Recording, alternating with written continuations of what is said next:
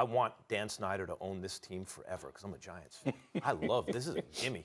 Except Monday was going to happen. I said last Monday. I ain't hear no other show on ESPN acknowledging that. It just amazes me. But if I was wrong, I'd have heard from everybody. But that's neither here nor there.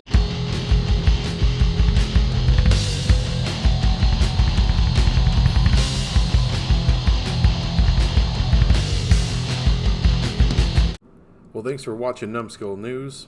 And there's been a lot of news lately about Dwayne Haskins with the Washington Redskins, especially on a show called First Take. So I want to break down some clips that I got because the points that are being made are actually rather stupid. So I'm just going to spend this video kind of refuting dumbassery. Jay Gruden needs to go now. He's not the guy. And yesterday was an indictment against him. I thought we saw a guy in Dwayne Haskins that Jay Gruden had no intentions of playing, okay, who was ill-prepared to be in that game. All the time. It's all I ever hear from backup quarterbacks is you have to get ready to play yourself. Even as a rookie, there's no excuses. And I feel very, very sorry looking at Dwayne Haskins. If you can't see from looking at Dwayne Haskins' face that he doesn't know that he's playing for a coach who doesn't want him, I don't know what else there is to say. All right, well, Stephen A. feels all kinds of sorry for Dwayne Haskins because he's playing for a coach that doesn't want him. That happens so often, it's frightening.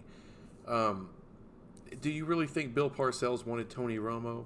No, he didn't. He brought in Drew Bledsoe to the Cowboys when he was coaching the Cowboys, and that was his guy. Things were falling apart. He reluctantly put in Tony Romo and had him finish off the season, and then at the end of the season, let his guy go. Happens all the time.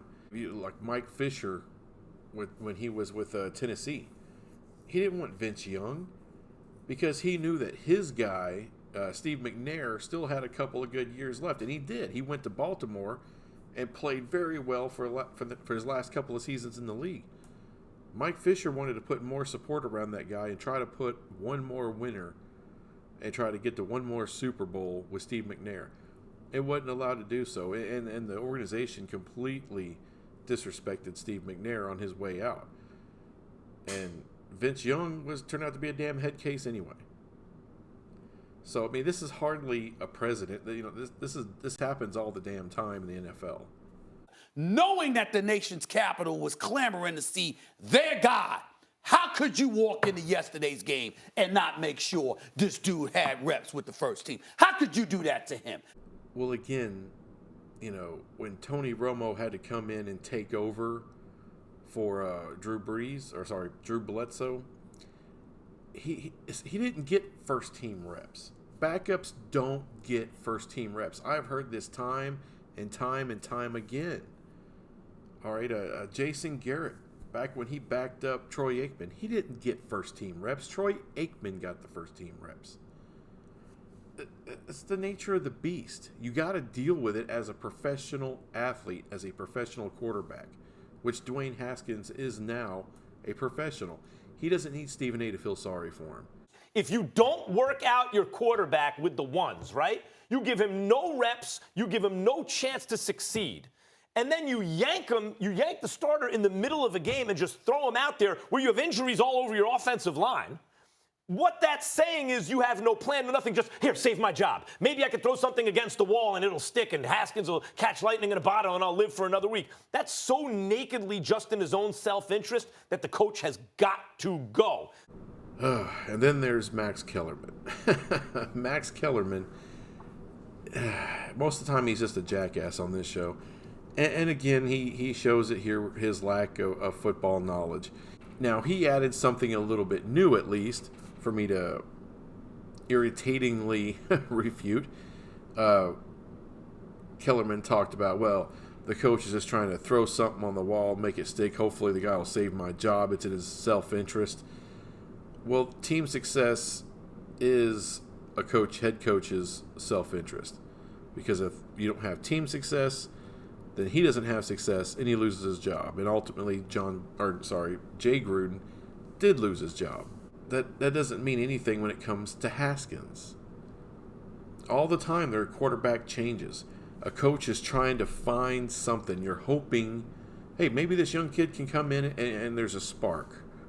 And maybe we don't pull out a win this week. Maybe not next week, but who knows? Maybe this kid shows a little something, earns that starting job, which he didn't do. Sorry, he looked like crap. A head coach does not want to put in a backup quarterback, especially a backup rookie. He always wants to go with the veteran.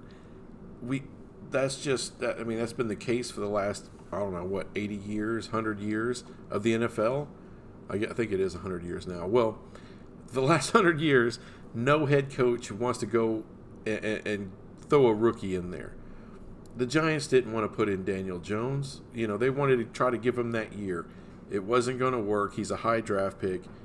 He really balled out during the preseason, so might as well throw him in. And yeah, he did get a week of practice because he was the starter. Trust me, that's probably the first week in forever that Eli Manning got no snaps with the first team. I could almost guarantee you he didn't. And that's the way it goes. When you're the backup, you're not getting first team reps. And these guys act like, oh my God, how dare you put in Dwayne Haskins? Coaches do this every year. All right, somebody gets knocked out due to injury or poor play, or the whole team is sucking, and the head coach says, you know what, seen enough. We got this young kid, especially when you got a first round pick, quarterback who's a first round pick. That guy's probably going to get elevated if things aren't working out. Every year this happens. And guess what? If that guy gets put in, like Tony Romo got put in at halftime, hell no, he's ill prepared. And Romo didn't look all that great in his first outing either. There were a few flashes here and there were a lot of picks too. It's the nature of football. It's an outstanding point because I call it coaching malpractice. Yeah. It's coaching malpractice, and that's often why we see young quarterbacks in the NFL get ruined than they are made. And then there's this little punk, this Dan Orlovsky, a career backup. I mean, he was drafted to be a backup. Was never that talented. I think he was Peyton Manning's backup for years and years. He saw a little bit of action. He should know better. But, it was completely different with Dan Orlovsky. Nobody ever planned on this guy playing. Okay, it was never in the cards for this guy to be. He wasn't drafted to be the future of anything. He really was. He was drafted to be a competent backup. Break in case of emergency, throw him in there for a game or two, and get him out as soon as the starter's healthy. That was his job for his entire career. And this little punk wants us to talk about coaching malfeasance. And that's just dumb. I'm sorry. I mean, look, maybe it was different. I don't know. I seriously doubt with Indianapolis that Dan Orlovsky ever got first team reps with Peyton Manning there. I seriously doubt that. Or any other spot, or any other landing spot he was at throughout his career as a backup. So basically, he's just harping on the bandwagon that everyone else is because he's a moron. I'd also go to the step further that Jabril Peppers, who had the pick six, he also said he knew the play. He knew the play was coming. Again, another sign of poor coaching. Another sign of poor coaching. You're going to dumb down the playbook for a young guy, and they've already had to dumb it down anyway because they got a whole. Their starting quarterback was a backup. It's supposed to be Alex Smith, so you're not going to have the most dynamic play calling in the world. I'm sure a good veteran defensive player like Jabril Peppers probably did know what was coming. He studies tape. He's a smart player. He's been in the league a long time. He's good. I'm sure he knew the play was coming. I'm sure he knew what they were going to do. I'm sure he was able to figure it out. It wasn't hard to figure it out when you're starting backup quarterbacks and guys who aren't that good. Both quarterbacks didn't look good yesterday. No, I mean, Daniel Jones threw 2 picks, had another one dropped as well. So I'm not sitting here saying that either of them outperformed the other. But if we're going to sit here today and ask, which organization has to feel better about the pick Oh, or yeah, whatnot. that's a different question. Just look at what organization has some excitement Daniel Jones made some mistakes, and that's but I without also think he looked Saquon. good. He made some plays with his feet again right now, and he's very and even deliberate. read defenses and got rid of the ball quickly. And that's who he is. He's going to be good at that He stuff. also didn't have Saquon. Sure, no. Dan Orlovsky comes in, and then he's trying to take some of the heat or how bad Dwayne Haskins looked by saying that, oh, well, look, Daniel Jones didn't look good either. He threw a couple picks, could have been a third, yada, yada, yada. And the woman on the set rightly corrects him and says, look, he didn't even have Saquon Barkley. It was Daniel Jones or bust that day. So, and he's a rookie. Why are you trying to run down Daniel Jones to prop up the guy you're trying, that you're trying to defend here from Jay Gruden and Dwayne Haskins? It's ridiculous. And the guy looks stupid, and Molly Curum made him look stupid. And thank you, Molly. But it is unfair to judge Haskins based on yesterday's performance when you gave him no preparation whatsoever with the dudes that he was going to be on the field with. And it is clear that Jay Gruden knows his days are numbered as head coach of the Washington Redskins. You can't do that to that guy. Again, you can do that to that guy. It's been done for 100 years. All right, rookies have been thrusted out there and thrown to the wolves, so to speak, and looked horrible. Troy Aikman looked horrible being thrown out there. Tony Romo looked bad being thrown out there. And the only thing I will agree with him on, and all of this crap, I will agree, no, Dwayne Haskins shouldn't be judged by coming in the middle of a game with no prep work before and kind of thrown out to the wolves. All right, I don't blame Jay Gruden for doing it. He's trying to find a spark. That's what a head coach gets paid to do, to try to do anything you can. And it's not his fault that the organization decided against him to draft somebody he didn't feel like that should have been drafted. And he's not the only coach that's happened to. Very, very few coaches have the kind of stroke of a Bill Belichick. Not many. And Jay Gruden's not one of those. And Daniel Snyder's not the kind of owner that's going to give a head coach that kind of stroke. Jay Gruden should have been gone. This is too little too late on the part of Daniel Snyder. Jay Gruden's record as a head coach is 35, 41, 49, and 1. That's 14 games under 500. He has not been impressive, and more importantly than that, again, I don't know the man personally. I'm only echoing the sentiments that have been said about him, which is that they questioned his work ethic.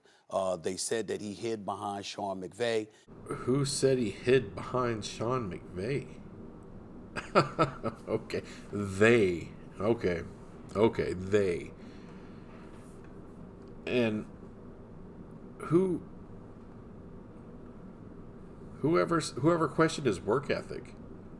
I mean, I guess people that don't like Jay Gruden might have, but it's just that doesn't make any damn sense.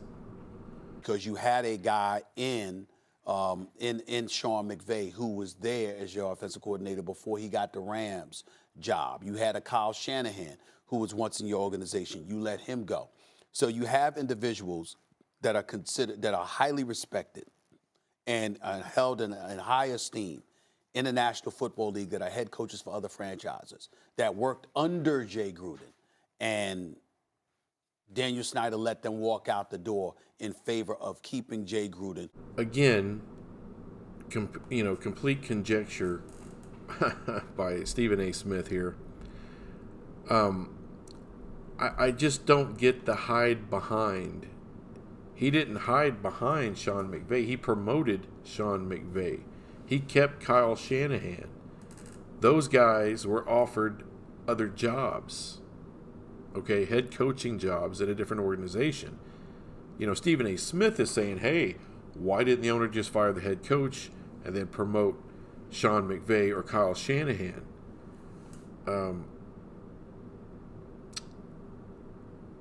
Well, normally that doesn't happen when you got your head coach under contract for a good while. And you got to remember, they had RG3, got hurt, had Kirk Cousins.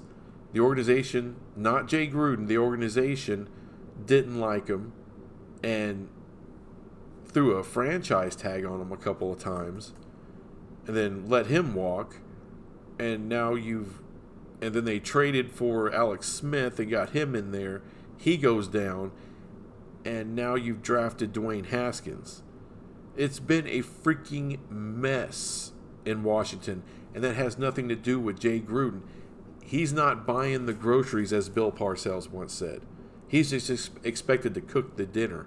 Now we're blaming the guy that's supposed to cook the meal, build the team with crap.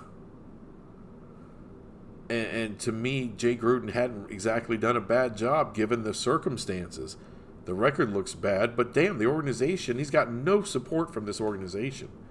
And the GM completely sucks.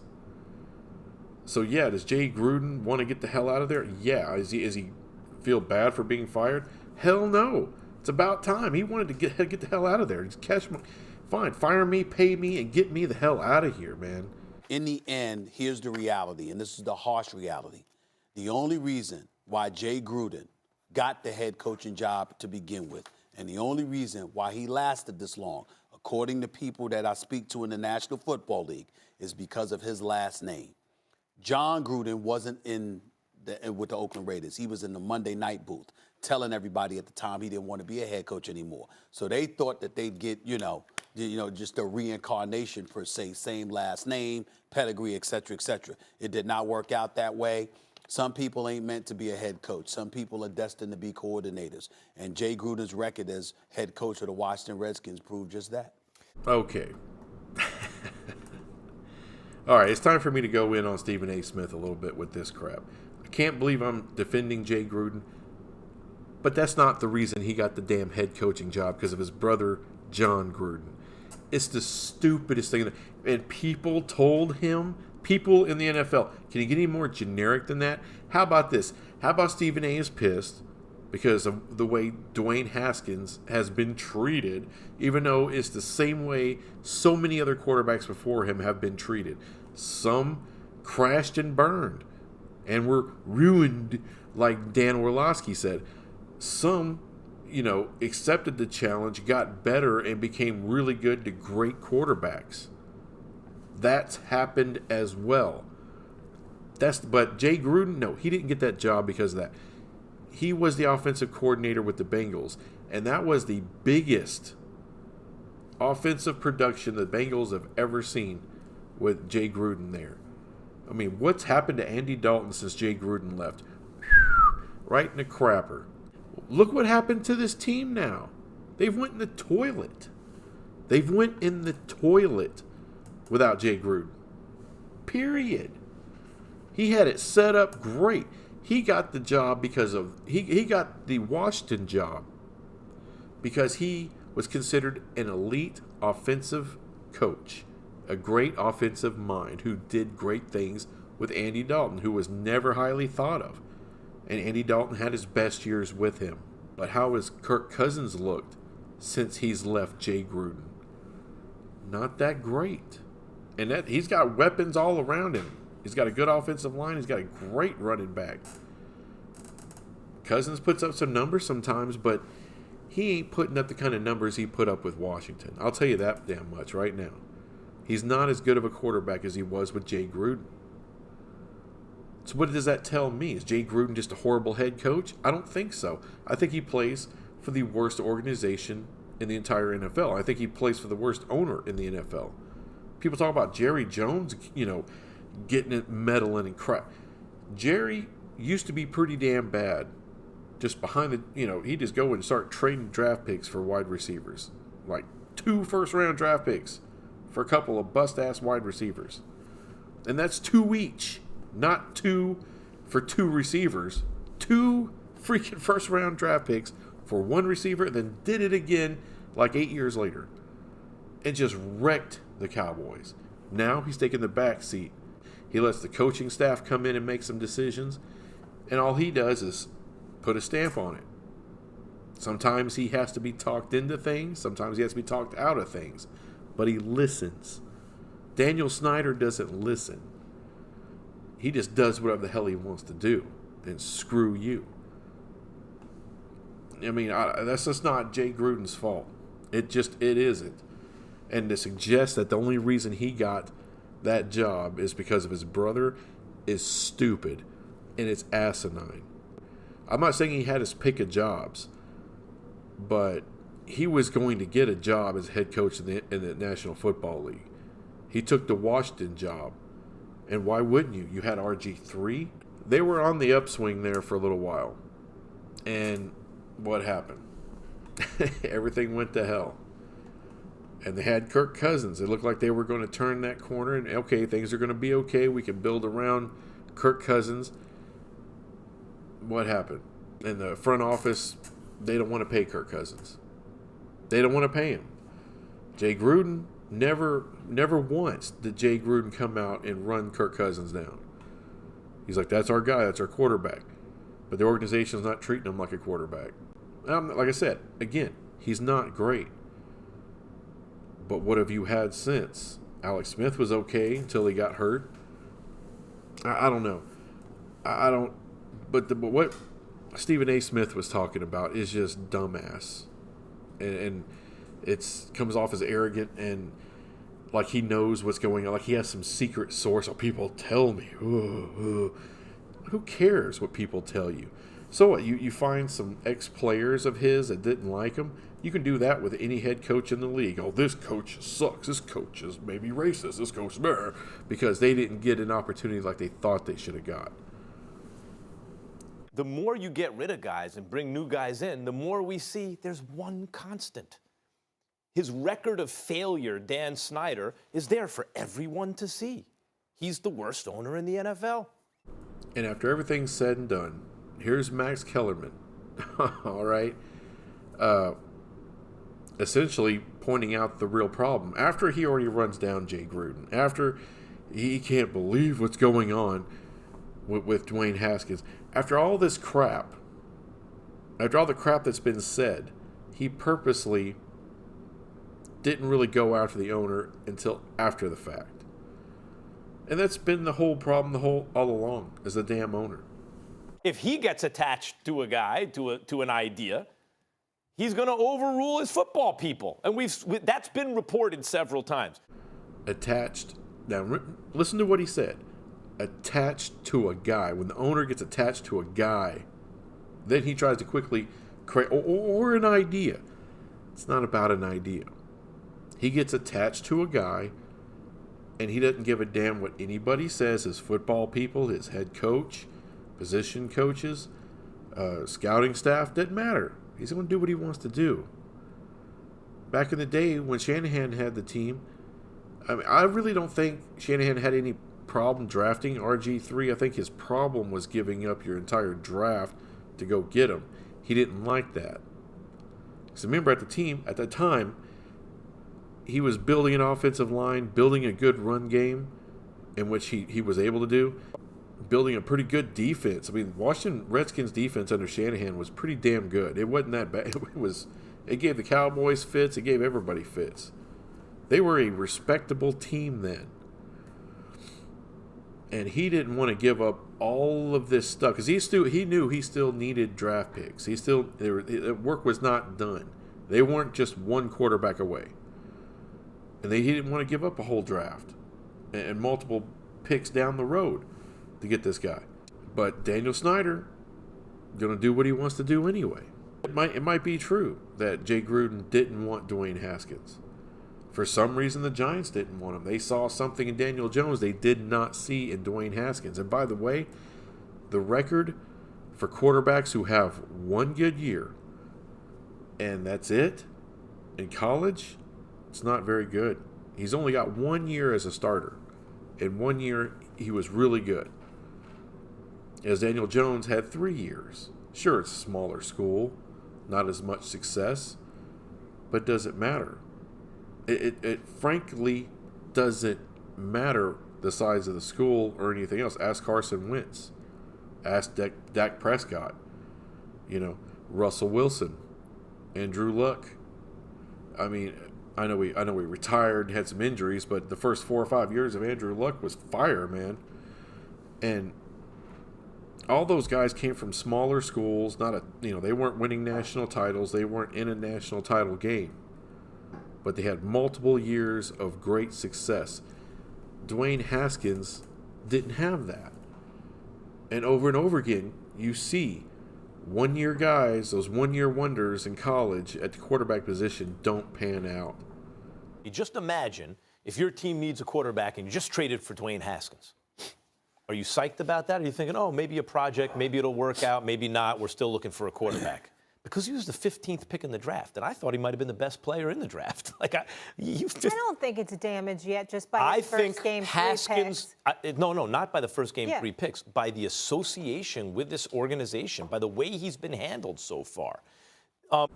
And last but not least, Max Kellerman is trying to make the point that, oh my God, because of all this, Dwayne Haskins is probably damaged goods. Who didn't even play a whole game? He's going to have more opportunities if he earns them. But that's any quarterback. One game does not make your career.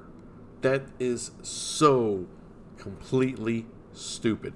So why are they just defending the hell out of Dwayne Haskins like this?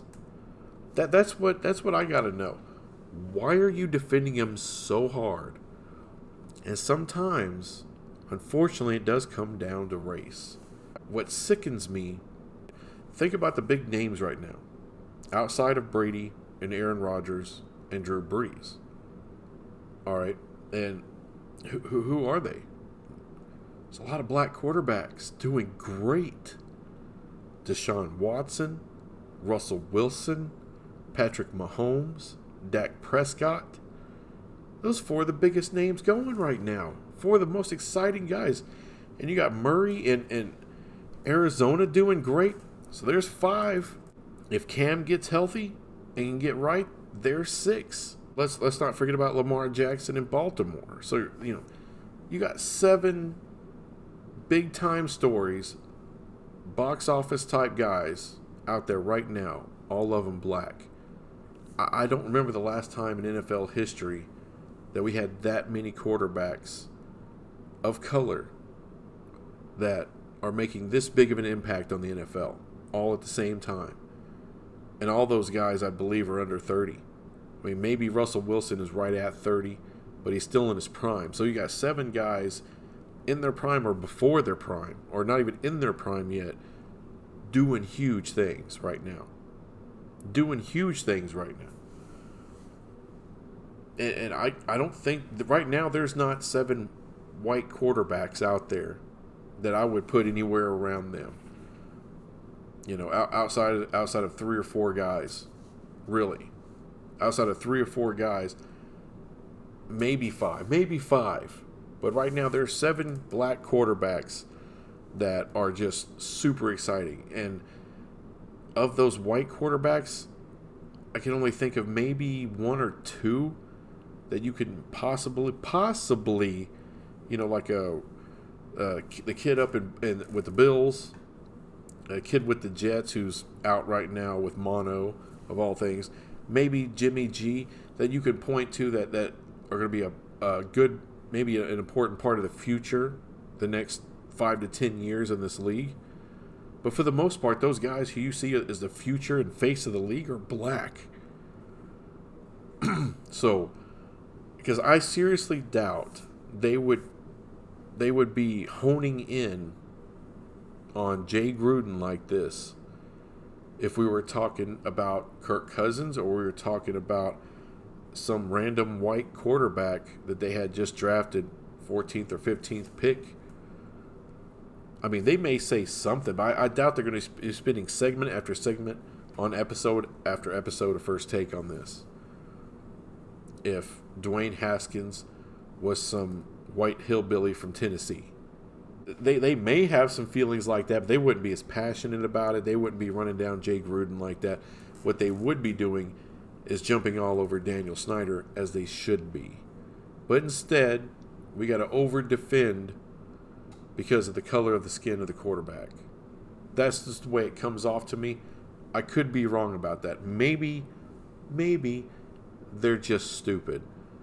but I'm trying to give them a little bit of credit that maybe somewhere in their subconscious they're just used to defending the black guy no matter what.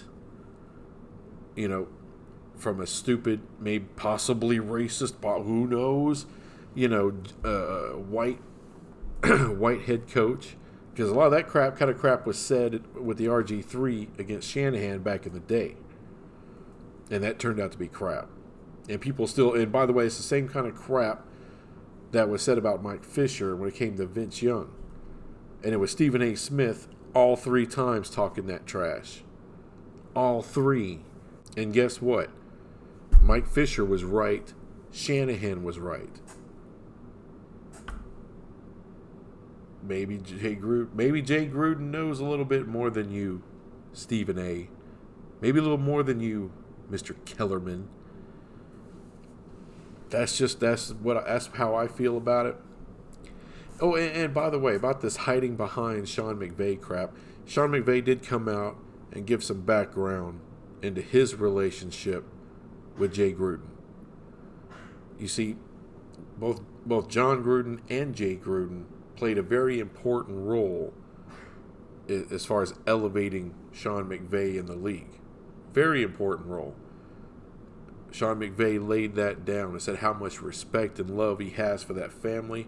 Jay Gruden, he considers a close personal friend.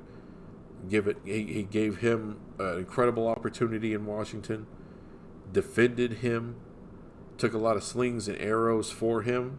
Basically, when Sean McVay screwed up sometimes, that Jay Gruden would step in and take those slings and arrows for him, helped him get a head coaching position.